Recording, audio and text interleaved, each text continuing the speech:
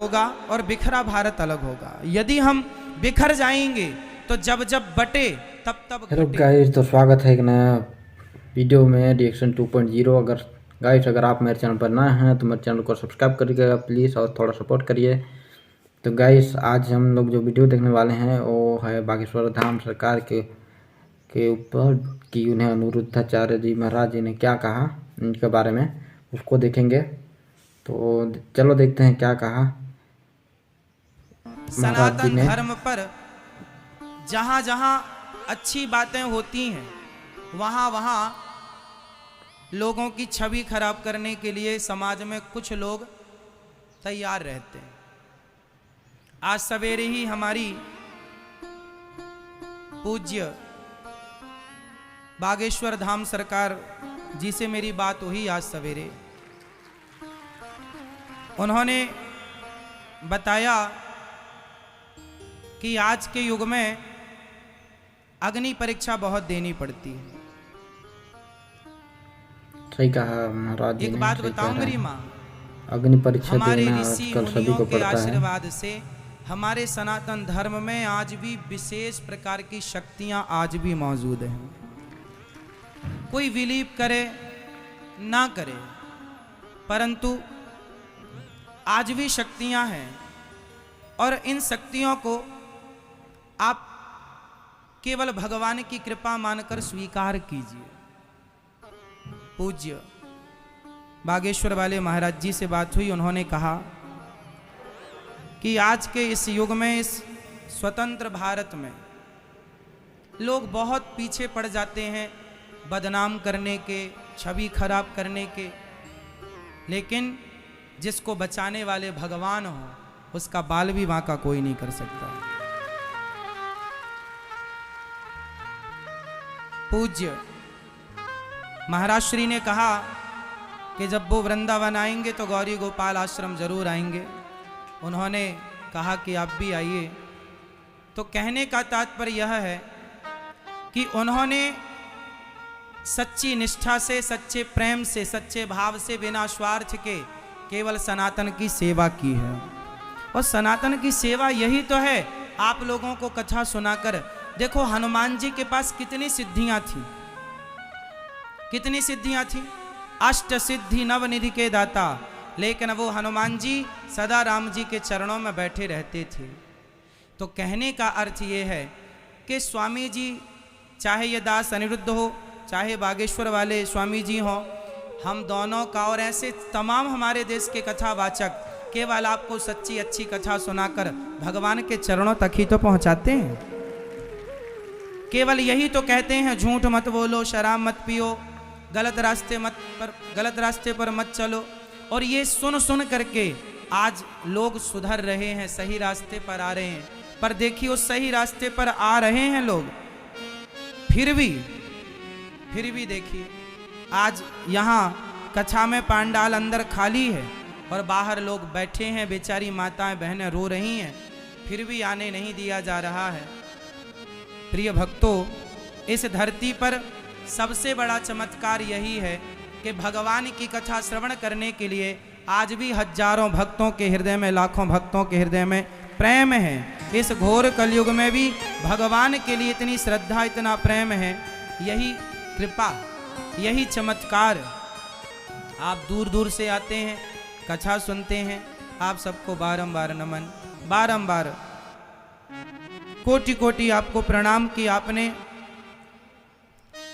समय निकाल करके कथा को श्रवण किया है। और मैं आपसे निवेदन करूंगा कि कथा जहां हो, जब जब हो, हमें कथाओं में जुड़ना चाहिए। टीवी पर, यूट्यूब पर कथाएं देखते रहो, बच्चों को सुनाते रहो।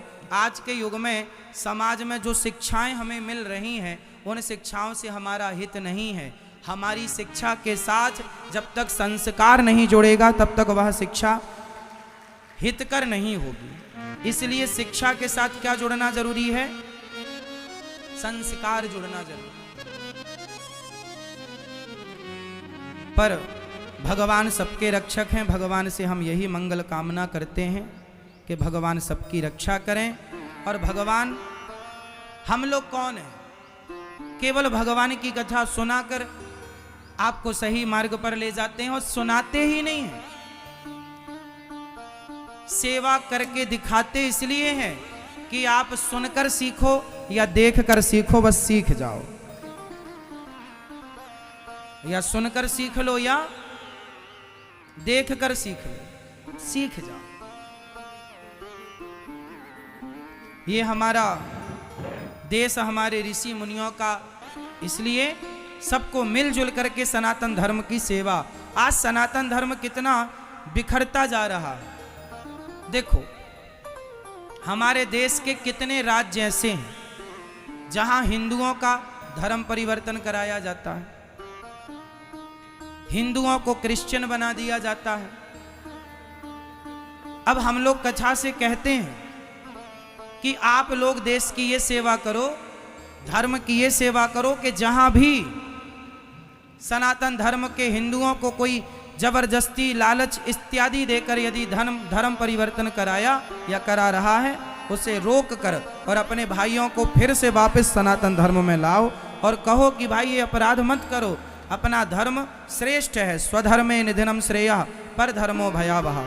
खुद के धर्म में जीना मरना ठीक है, अपने धर्म को छोड़कर दूसरे धर्म में जाना ठीक नहीं है। आज हमारे देश में सनातन धर्म, अरे हमारे देश में जब हमारा सम्मान है, हमारे संतों से हमारा देश पहचाना जाता है। आज बताओ हमारे देश में जितने भी तीर्थ हैं और जितने भी कुंभ लगते हैं, उन कुंभों को किससे पहचान मिलती है? यदि संत ना हो कुंभों में, चाहे हरिद्वार का कुंभ, प्रयागराज का कुंभ इत्यादि, यदि संत हटा दिए जाएं कुंभों से, तो कुंभ में फिर रहेगा क्या? जिस देश को साधु संतों के नाम से, विवेकानंद जी के नाम से जाना गया, जिस देश में वशिष्ठ जैसे, जिस देश में महापुरुष कमी ना एक से बढ़कर एक, सनातन धर्म, इस धर्म के लोग ना सरल हैं, सहज हैं, सीधे हैं। कोई भी गाली देकर निकल जाए, कुछ नहीं बोला जाता उसको। इसलिए आपसे मेरी प्रार्थना रहेगी कि ऐसी पिक्चरों का बहिष्कार कीजिए जो हमारे सनातन धर्म के खिलाफ काम कर रहे हैं। इसलिए हम सनातनियों को सबसे ज़्यादा जरूरी है कि पहले हम सभी, आप किसी भी संत का, किसी भी साधु का सम्मान, सारे संत साधे, सारे साधु जो भी कथा सुनाने वाले हैं, जो भी आपको अच्छी राह दे रहे हैं, सभी गुरु तुल्य हैं और सही रास्ते पर चलाने वाले लोगों को आप आदर दें, सबका सम्मान करें। संगठित भारत अलग होगा और बिखरा भारत अलग होगा। यदि हम बिखर जाएंगे तो जब जब बटे तब तब घटे। तो गाइस वीडियो यहीं पर ख़त्म हुआ। तो गाइस इनका वीडियो जो होता है काफ़ी अच्छा और ज्ञान मिलता है इनके वीडियो को देखकर। तो जब सुना तो कुछ मुंह से निकला ही नहीं। तो आप लोगों को कैसा लगा वीडियो कमेंट करके बताएं, और जो भी हमारे सनातन धर्म का दुष्प्रचार करते हैं उन्हें हमें बाइकआउट करना चाहिए, और साथ ही हमारे धर्म के लोगों को भी जागरूक करना चाहिए, जिससे कि वे अपना सनातन धर्म को ना छोड़ें। तो अगर आप मेरे चैनल पर नए हैं तो मेरे चैनल को सब्सक्राइब करिए और अपने दोस्त यारों तक के पास शेयर करिए और थोड़ा सपोर्ट करिए। तो मिलते हैं कुछ इस तरह के वीडियो के साथ, तब तक के लिए बाय बाय, अपना ख्याल रखें।